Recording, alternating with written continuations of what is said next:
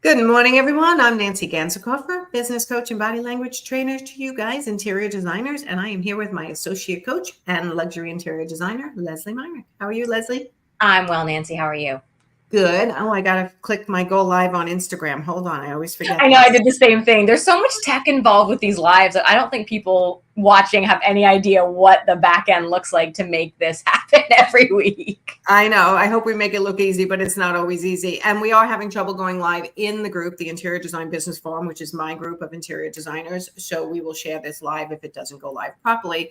But we are struggling with that still because Meta likes to make changes every single week. Yes. It's so special. Okay, so we are on the cusp of summer vacation for lots of designers who have children and have spouses who want to take vacation over the summer. So let's talk about how to set your business up for summer vacation. So you want to get us started because you have a lot of summer vacation coming up. I am traveling about 6 weeks this summer, which is a lot. And first, I want to just remind people it's okay to take vacation. It's not even just okay, it is essential. Yes. It is for your mental health. It is for that life balance. You stepping away is going to bring you back to your business refreshed, recharged, excited, and energized. So please don't overlook them like, oh, it's okay. I don't have time for vacation. I'm just going to go away for like a night.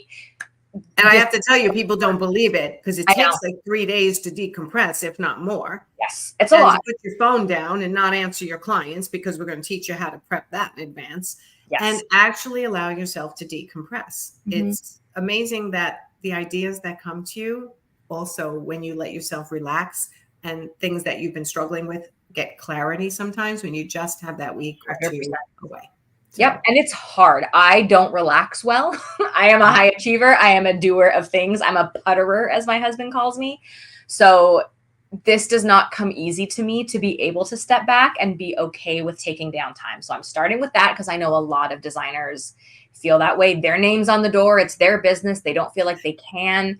And it's so cliche, pardon the horrible you can't afford not to take some time off. And it doesn't have to be over the summer, but for a lot of designers, it makes sense. I know, but it really, and I will just one story. I remember I was coaching with a coach, Russell Brunson. Some of you may know him. He's the owner of ClickFunnels.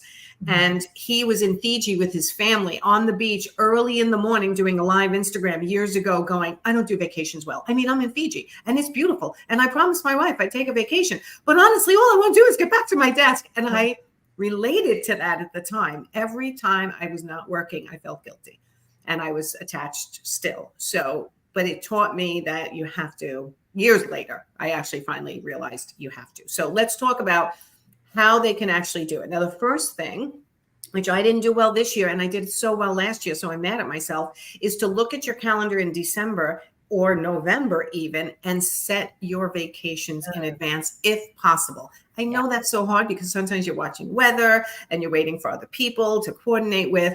But as much as you can block out of the holidays and vacations in advance, the more likely you are to plan around that week or two that you put on your calendar. And then tell everyone what it does when you're planning with your clients, when you actually know in advance when you're taking off.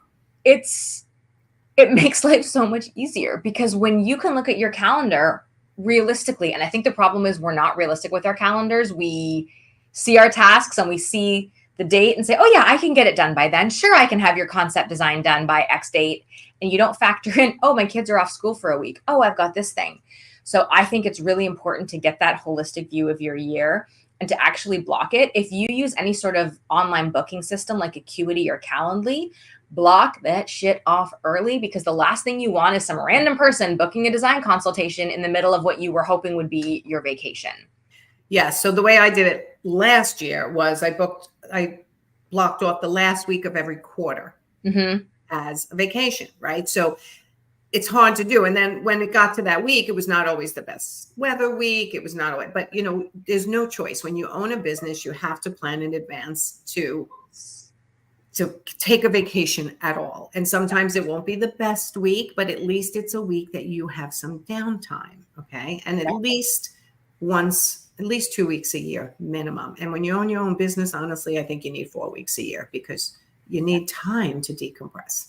And I know we said November and December, do this for the following year. And if you're watching going, it's already May, it's too late. It's not too late. Just look at the rest of the year now. Do what you can. Don't feel like it's too late.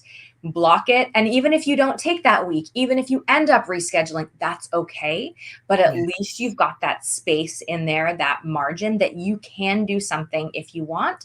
If you decide not to travel, maybe it's a staycation. Yes. And how great are staycations sometimes? That's when you do house projects and things like that. Yep. Or do the sort of big business thinking you don't have time to do in the day-to-day. Step back. What is your vision? I mean, I know we're talking about vacations and I'm talking about work, but I like doing that on vacation. It feels good because I finally have that brain space to be, zooming out to that 1,000-foot view and just time and space. And I'm not just at the mercy of reacting to my calendar all the time. So whether you're taking a vacation and leaving and going to Fiji, or you're just not, clients don't know you're around that week, you need those spaces in your calendar to give yourself a break.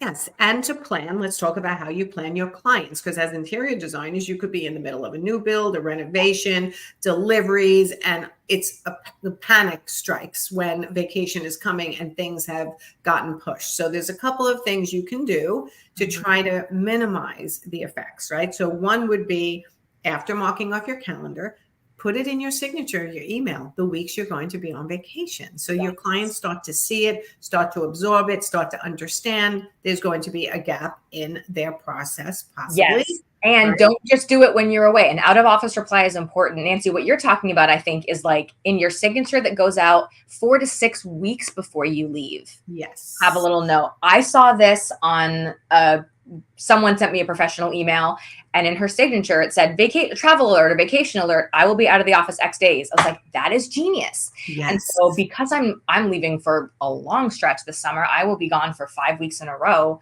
I have had it in my email signature for the past month or two saying like upcoming travel alert. I don't want to say vacation. I don't want people to think I'm just piecing out, which is I like the words travel alert. Yes. Like I will be out of the office from May 18th to June 21st, whatever the dates are. I can't remember exactly, with limited access, or like, I can't remember how I worded it, but it wasn't, I'm not available. It was just, I'm not going to be around. So just know that and be patient, and things are going to be affected by me not being here. Right. So it starts to alert them. And then of course, if you're scheduling a new project and it's going to be crossing over your vacation time, you make sure you start to talk about that early and often, the way we teach you to talk about money early and often, that I am going to be on vacation. And if you have a staff member that can cover some of that time, you're making sure that you're introducing that staff member to the client and letting them know that during this period, they will be your contact person. I like, when I was an art consultant and art framing and accessories, I used to say there's never an art emergency. But of course, when I was on vacation, there was always an art emergency. There's an art emergency somewhere in somebody's house, which always cracked me up. But at the same time, preparing in advance is really the key. So schedule, put it in your email signature. When you're away, have it with an away message that you are you're going to be checking your emails, or you're back in the office on what day. Try to be as specific as possible and try to give them an emergency person if you have one. If you're a one woman or one man show, then you just have to be really good at planning and communicating with your clients, with your contractors, with your subcontractors, and everybody else. I want to talk about that planning thing because you mentioned it, and I think it's really key.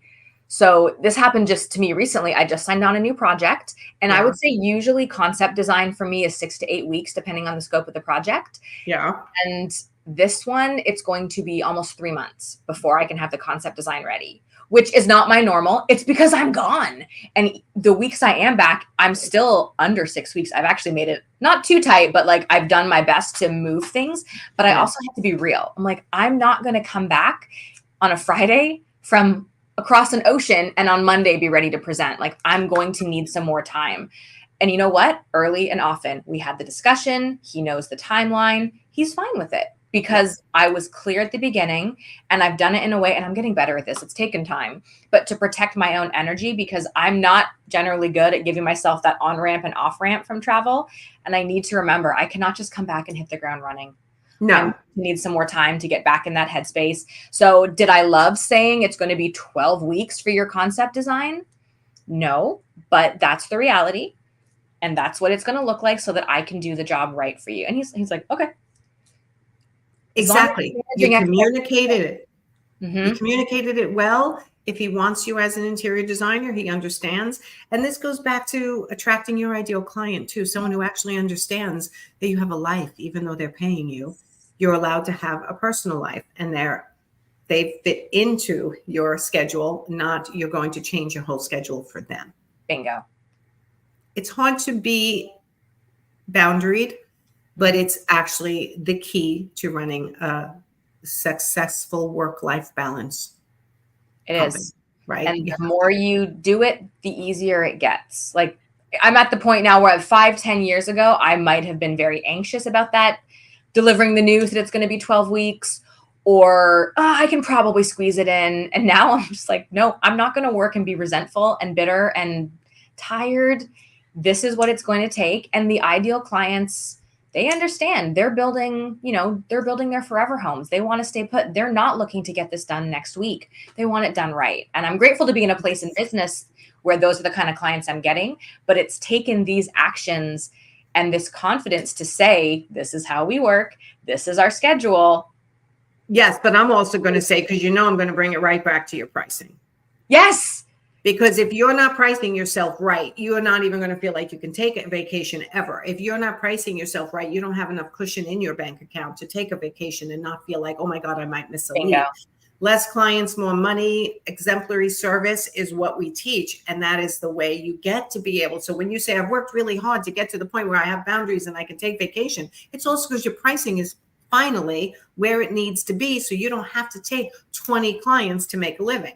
You're absolutely right. Right. Yep. If you were taking 10 clients as a one-woman show or 15 clients as a one-woman show, now you could take 5 and still make the same money and be able to take a vacation. Right. So how to set your business up for summer vacation. I probably should have started with price yourself right. Right. That should be the start of everything we teach. Honestly, that is the way we could start every video, no matter what tip we're giving, because if you're not priced right, you can't do what we're saying to do half the time. Exactly. So, anyway, all right. Well, if you're coming in late and you're trying to plan your vacations, please go back to my YouTube channel, subscribe, and watch these videos on replay if you have to. It's important to be able to step away once in a while for your mental health, for your physical health, for the health of your communication with your clients. We all know when we work too hard, we get snippier, we get tired, lack of patience. We don't do good work. Correct. So, All right. Did we give all the tips? Yes. And just to recap, so plan ahead, block your vacations out early at the beginning of the year if you can. Add an upcoming travel alert to your email signature about a month before to give clients and people in your world notice that you're leaving, and delegate. Have staff to cover you, or if it's just you, make sure that you're communicating with your clients, anybody, that your availability will be limited, and be okay with that. It is okay to step back. Yes. And I actually want to give one other. If you have a team, try to make only one person on the team somebody who communicates with you while you're on vacation in an emergency. Rather, like if you have a team of 3 to 5 or 2 to 3, make one person that anything that happens in your company with any client, this is the only person who can contact you. And that's a person who understands how to deal with things the best. You may have 3 employees and one is better than the rest when it comes to these types of things. Try to make that person the point person for them to contact you. So you don't have your entire staff contacting you every time they think they have an emergency. So that's final tip. So, beautiful. All right, everyone, go have a great Thursday, and we will see you next time for the Profitable Interior Designer broadcast that we like to do here on Thursdays with Lesley and I. All right, see you next time. Bye, everyone. Thank you.